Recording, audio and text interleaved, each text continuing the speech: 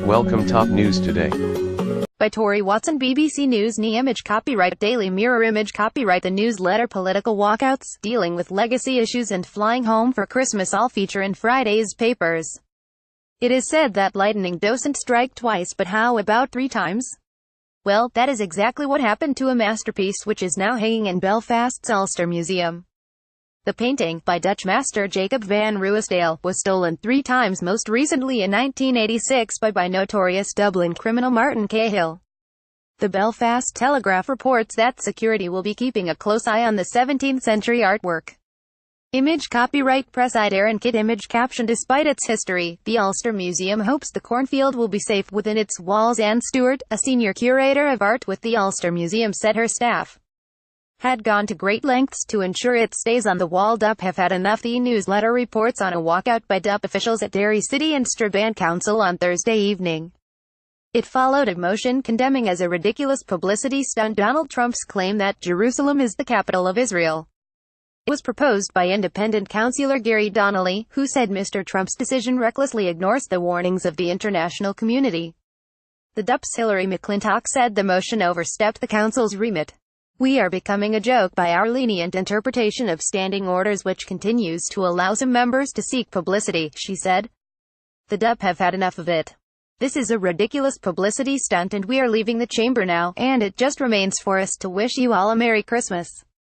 Seeking legal clarity, Chief Inspector George Hamilton has sent a letter to the relatives of about 120 victims of the Glenanne gang in which he claims he has been put in an impossible position, reports the Irish News.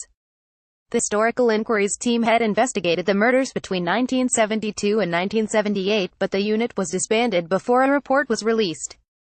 Last week the paper published an appeal to the PSNI chief calling for him to abide by a court ruling and order an independent investigation. Mr. Hamilton has responded that political disagreement on legacy issues and budget cuts have left him with few options. The High Court has found that while I have a legal obligation to investigate the circumstances of the Hillcrest bombing and other related cases, my organization is not sufficiently independent to conduct that investigation, he said. It is in the public interest that clarity is sought from the Court of Appeal as to what the law permits or requires the PSNI to do in relation to investigating the past.